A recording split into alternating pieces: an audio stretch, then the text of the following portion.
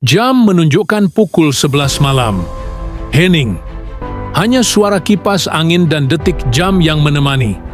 Di balik selimut tipis, seorang gadis bernama Nara menatap layar ponsel lalu mematikan lampunya. Tapi matanya tetap terbuka. Di pikirannya ada banyak tanya, ada marah pada dunia, dan sedikit kecewa pada diri sendiri. Kenapa hidupku gini-gini aja? Apa aku kurang cukup baik? Kenapa cinta selalu datang tapi nggak pernah bertahan? Ia ingin menangis, tapi air mata sudah terlalu sering turun, seperti hujan yang tak kunjung reda. Nara bukan orang malas. Ia kuliah sambil kerja part-time di kafe. Ia juga sering bantu ibu di rumah. Tapi tetap saja, rasanya kayak semua usahanya nggak dihargai. Dulu, waktu SMA, ia punya cita-cita jadi penulis. Tapi sekarang, skripsi aja keteteran. Hidup rasanya seperti lari maraton tanpa garis finish. Lalu, suatu hari, Nara duduk sendirian di taman kampus. Ia melihat seorang anak kecil bermain bola. Bolanya mental ke jalan, dan tanpa ragu, si anak mengejarnya. Tapi, sebelum sempat berlari, seorang pria muda berdiri dan mengambil bola itu, lalu mengembalikannya dengan senyum.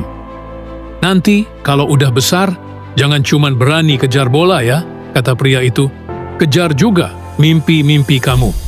Nara cuman senyum kecil, tapi ada sesuatu dalam kalimat itu yang nyangkut. Malamnya, Nara menulis. Hanya satu paragraf. Tapi ia menulis. "Semesta mungkin sedang mengujiku, tapi aku ingin lulus, biar bisa pulang dengan bangga pada diriku sendiri." Hari-hari berikutnya tak langsung indah. Kadang ia tetap merasa gagal, tetap merasa sepi. Tapi bedanya, kini ia meluapkan itu lewat tulisan.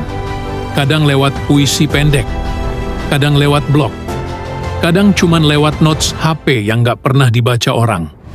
Lalu, sesuatu yang tidak ia sangka terjadi. Seseorang mengirim DM lewat akun blognya. "Terima kasih sudah menulis ini. Aku lagi di fase yang sama, dan baca tulisan kamu bikin aku merasa gak sendirian." Nara diameter. Lama. Ia baca lagi kalimat itu. Kali ini ada air mata. Tapi bukan sedih, tapi lega.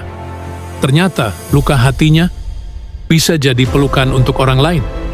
Hari itu, Nara belajar. Kadang luka bukan untuk disembuhkan, tapi untuk dipahami, agar kita bisa jadi cahaya bagi orang yang masih terjebak dalam gelap. Suatu malam, di kafe tempat Nara bekerja, datang seseorang yang tak asing. Pria yang waktu itu menolong anak kecil. Ia duduk di pojok dan membuka laptop. Tanpa sadar, Nara mendekat. "Kak, waktu itu pernah bilang tentang mimpi." Pria itu tersenyum, menoleh. "Kamu yang di taman itu ya?" "Iya, waktu itu aku lagi di titik paling bingung. Tapi sekarang aku nulis lagi, walau belum sehebat dulu." Hebat bukan soal siapa yang paling tinggi, tapi siapa yang tetap bertahan waktu semuanya berat. Kata-kata itu lagi-lagi menancap dalam. Sejak malam itu, Nara dan pria itu sering bertukar cerita. Namanya Damar. Ia ternyata penulis freelance dan juga pengajar menulis. Bukan cuma cinta, Nara merasa akhirnya ia menemukan seseorang yang melihatnya bukan dari siapa dia, tapi dari apa yang ia perjuangkan. Lambat laun, kedekatan tumbuh jadi rasa, tapi bukan cinta yang bikin buta, melainkan cinta yang pelan-pelan membuka matanya bahwa dirinya layak dihargai, dicintai. Pertama-tama oleh dirinya sendiri. Suatu malam, Nara duduk di jendela kamarnya, menatap langit gelap, tapi tak mendung. Hanya bintang-bintang kecil yang terselip malu-malu. "Langit gak selalu cerah," bisiknya pada diri sendiri, "tapi masih bisa aku tatap, dan itu cukup untuk malam ini." Dan malam itu, ia tidur dengan damai. Bukan karena masalahnya selesai, tapi karena hatinya tak lagi ingin lari.